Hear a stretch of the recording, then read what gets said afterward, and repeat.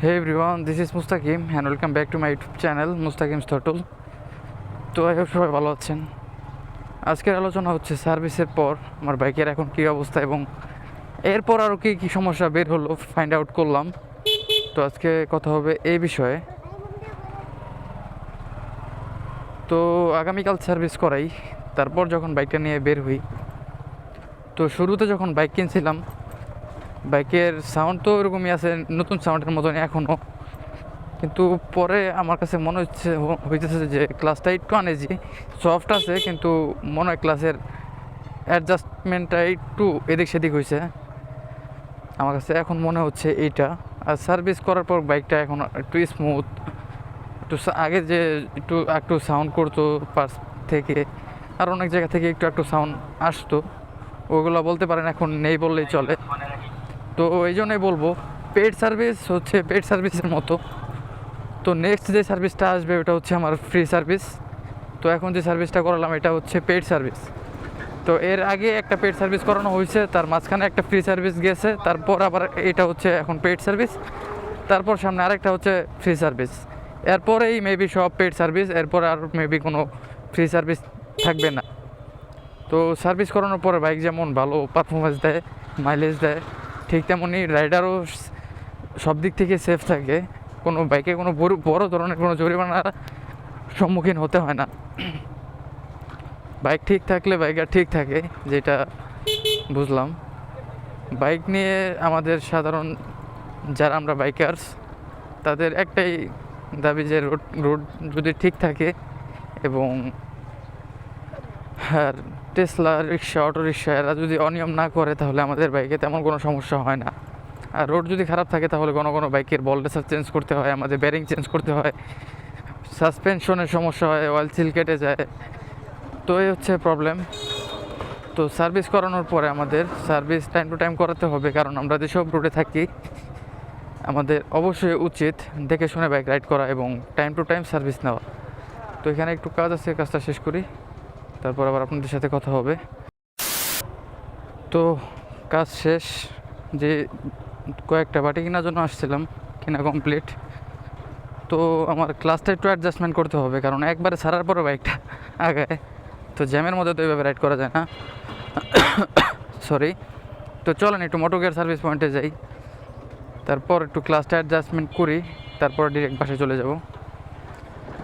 তো এই সবচেয়ে বড় ঝামেলার মধ্যে আমার কাছে এটাই মনে হচ্ছে। তো এটা সমাধান করি, কারণ এভাবে ক্লাস অ্যাডজাস্টমেন্ট না থাকলে বাইক রাইড করাটা একটু ভেজাল মনে হয়, একটু প্যারাদায়ক মনে হয়। তো ওই সার্ভিস সেন্টার থেকে আসার পরে রোডে এই জিনিসটা আমি খেয়াল করছি, কারণ টেস্ট ড্রাইভ আমি তো দিই, দিছে যে মেকার কাজ করছে গাড়ির সে দিছে টেস্ট ড্রাইভ। তো আমি যদি টেস্ট ড্রাইভ দিতাম তাহলে আর এই ভুলটা হতো না। তো গাড়ি অলোকে শুধু ক্লাসটা একটু অ্যাডজাস্টমেন্ট করে নিতে হবে আমার মতো করে। তো চলেন ক্লাসের কাজটা শেষ করি, তো তারপর বাসায় চলে যাব। এখন যাই মোটো গিয়ার সার্ভিস পয়েন্টে যাই, দেখি ক্লাসটা অ্যাডজাস্টমেন্ট করি, আমার মতো করে অ্যাডজাস্টমেন্ট করব। আরও একটু সমস্যা আছে, আমার এই সাইডের বাম্পারটা একটু নিচে মনে হচ্ছে ডাউন, এক সাইড ইঞ্জিন বাম্পারটা একটু ডাউন মনে হচ্ছে। তো এটাও সমাধান করতে হবে, সমাধান করে একদম তারপর টেস্ট ড্রাইভ তারপর দেওয়ার পরে দেখতে হবে যে সব ঠিক আছে নাকি না, অলোকে আছে কি না। তো যাই, একদম মোটো গিয়ার সার্ভিস পয়েন্টে যাওয়ার পরে আপনাদের সাথে কথা হবে। আমি যেভাবে বাইক চালাই অভ্যস্ত, শুরু থেকে যেভাবে চালাইছি, তো এখন অ্যালাইনমেন্টটা একটু উল্টাপাল্টা হয়েছে, তো ওইরকম কমফোর্টনেসটা আর পাইতেছি না। তো কেমন জানি একটু আনকমফোর্টেবল লাগতেছে রাইড করতে। তো এইটা মাস্ট বি আমার এখন সলভ করতে হবে, কারণ এই অবস্থাতে রাইড করাটা একটু আমার জন্য কষ্ট হচ্ছে, কারণ জ্যামের মধ্যে ঘন ক্লাস ছাড়তে হয়, ধরতে হয়। ওই সময় যদি আমি একদম ফুল ছাড়ার পরে বাইকটা একটু আগায়, তারপর আবার সাথে ক্লাস ধরতে হয়, এরকম করে তো একটা রিস্ক। তো চলেন যাই, দেখি গ্যারেজের কী অবস্থা, কাজের চাপ আছে কি না। যদি কাজের চাপ না থাকে তাহলে তাড়াতাড়ি করে বাইকের কাজটা শেষ করে চলে আসতে হবে বাসায়, আবার নামাজ পড়তে হবে, আজান দিয়ে দিছে অলরেডি। তো চলেন যাই। একটা কাজে বেরোছিলাম, তো এই কাজটা শেষ করছি। তো এখন আরেকটা কাজে পড়ে গেলাম, কারণ এভাবে বাইক চালানো যায় না। বাইক একটা মেশিন, এটাকে প্রপার নিজের মতো করে সেট করে নিতে হবে, কারণ আপনি তা না হলে আপনি ওকে কন্ট্রোল করতে পারবেন না ঠিক মতো।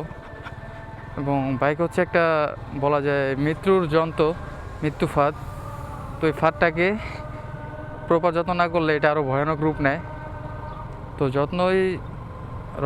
যত্ন নিলে রত্ন পাওয়া যায়, ঠিক তেমনই বাইকের কাজটা শেষ করি। মোটর গিয়ার সার্ভিস পয়েন্টে চলে আসলাম আমরা।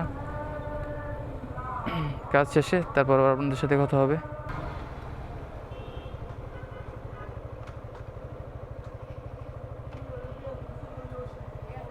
আরেকটু করো, দেখা যাও এদিকেও, এই যে এনতে এনতে ছুটে, ঠিক আছে নাকি এটা? আরে আরে একটু এনতে সরবো, আর একটু আগে ছাড়বো গাড়িটা, দেখতে তো। তো টেস্ট ড্রাইভ দিলাম, হাফ ক্লাস হয়েছে, কিন্তু আরেকটু শর্ট করা দরকার।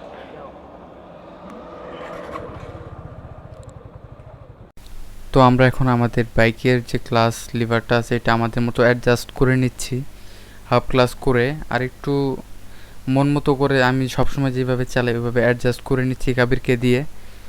তো বাইকের ক্লাস হচ্ছে সবচেয়ে গুরুত্বপূর্ণ একটা বিষয়। এটা যদি ক্লাসটা যদি মন মতো না থাকে, মন মতো ফ্রি করা এবং হাফ ক্লাস, অনেকে হাফ ক্লাস চালাতে পছন্দ করে, অনেকে ফুল ক্লাসে বাইক চালায়। তো আমার হাফ ক্লাসে বাইক চালাতে ভালো লাগে এবং আমি শুরু থেকে এইভাবে চালাচ্ছি। তো আমি আমার মতো করে ক্লাসটা সেট করে নিচ্ছি কাবিরের মাধ্যমে। তো সবাই যারা বাইক চালান তো নিজেদের পছন্দ মতো ক্লাসটা ঠিক মতো অ্যাডজাস্ট করে নিতে পারবেন আপনাদের মতো। তো আপনারা যেভাবে চালাতে পছন্দ করেন ওইভাবে চালাবেন। আমি সবসময় যেভাবে পছন্দ করি এইভাবেই সেট করে নিচ্ছি, কারণ আমি সার্ভিস সেন্টার থেকে আসার পরে তো দেখতে পাচ্ছিলাম যে আমার ক্লাসটা ফুল ক্লাস হয়ে গেছে, হাফ ক্লাস করে নিলাম আমার মন মতো। তো ফাইনালি বাইকের ক্লাসটা মন মতো অ্যাডজাস্ট করে নিলাম। তো এখন ডিরেক্ট বাসায়। এই যে এখন যে হাফ ক্লাস করলে গাড়ি সামনের দিকে যায়, তো তখন ছিল ফুল ক্লাস করা, গাড়ি একদম ফুল ছাড়লে তারপর সামনের দিক যাইতো। তো এই অবস্থায় তো রাইড করা অসম্ভব, কারণ বারবার ফুল ক্লাস করে বাইক রাইড করা জ্যামের মধ্যে, ভিড়ের মধ্যে, ওটা একটা সমস্যা। তো এই হাফ ক্লাস করে নিলাম, এই যে এখন বাইক সুন্দর চলতেছে। রমজান মাস, রোডঘাট ফাঁকা, সব দোকানপাট বন্ধ। তাও যারা দোকান চালু রাখছে তারা পর্দা দিয়ে তারপর দোকান ব্যবসা বাণিজ্য করতেছে। তো বাইরে থাকলে ক্ষুধা লাগে, কিন্তু যখন অফিসে ছিলাম তো তখন ওইরকম ক্ষুধা লাগতো না।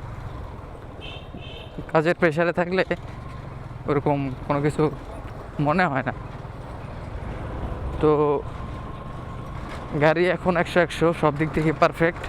ক্লাসটা অ্যাডজাস্ট করা বাকি ছিল। তো এটাই, আমার বাইক এখন চালানো হয়ে গেছে 6095 কিলো। তো 10,000 কিলো হলে 4,000 কিলো চালাই, তারপর একটা ফাইনাল রিভিউ দিব যে যে বাইকটা কী ভোগান্তিতে ফেলছে আর কী সুযোগ সুবিধা দিছে আমারে। তো মোবিল চালানো হয়েছে 2224, না 2200, হ্যাঁ 45.5।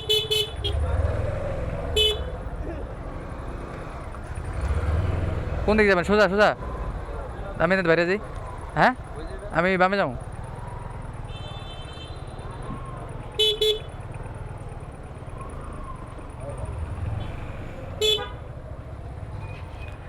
তো মোবিল চালানো হয়েছে 2245 কিলো। তো 3000 এটা ড্রেন দিব। আমি ইউজ করি Shell advance 10W40, Shell advance ultra যেটা ওইটা। তো চেঞ্জের প্রায় সময় হয়ে গেছে বলতে পারেন, আরও 700-800 কিলো চালানো যাবে। তো 700-800 কিলো চালাবো, তারপর ড্রেন দিয়ে দিব। তো শেলের সাথে অভিজ্ঞতা খুবই ভালো, ইঞ্জিন সাউন্ড যেমন ভালো রাখে ঠিক তেমন ভালো পারফরমেন্স দেয়। তো কে শেল ইউজ করেন, শেল একটা ইন্টারন্যাশনাল ব্র্যান্ড। তো ওদের ইঞ্জিন অয়েল কপির কোনো প্রশ্নই আসে না। যদি বাইরে থেকে নেন তাহলে সেক্ষেত্রে কপি ব্যাগে পড়লেও পড়তে পারে, কিন্তু যদি ওদের ওয়েবসাইট আছে শেল অ্যাডভান্স, তো ওইখান থেকে যদি নেন, তারপর ওদের অ্যাপস আছে, অ্যাপস থেকে যদি অর্ডার দেন, তেমন সরি কাশি অ্যাপস আছে, অনেক কথা বলতে প্রবলেম হয়। যদি অ্যাপস থেকে নেন ডিসকাউন্ট আছে, কুপন কার্ড আছে, আর বাইকও জিততে পারেন, এর অনেক ভালো ভালো অফার দেয়। তো শেলের অফিসিয়াল সাইট থেকে যদি আপনারা কিনেন তাহলে ঠকবেন না। অরিজিনাল ইঞ্জিন অয়েলটা যেমন পাবেন ঠিক তেমনই ডিসকাউন্ট পাবেন। অনেক সময় অয়েল ফিল্টারটা সহ তারা দিয়ে দেয় যেই বাইকের জন্য অর্ডার দেবেন, যদি বাইকটা উল্লেখ করে দেন। তো এই ছিল আজকের ভিডিও। আমার সার্ভিসের পরে আমার বাইকের এখন কী অবস্থা।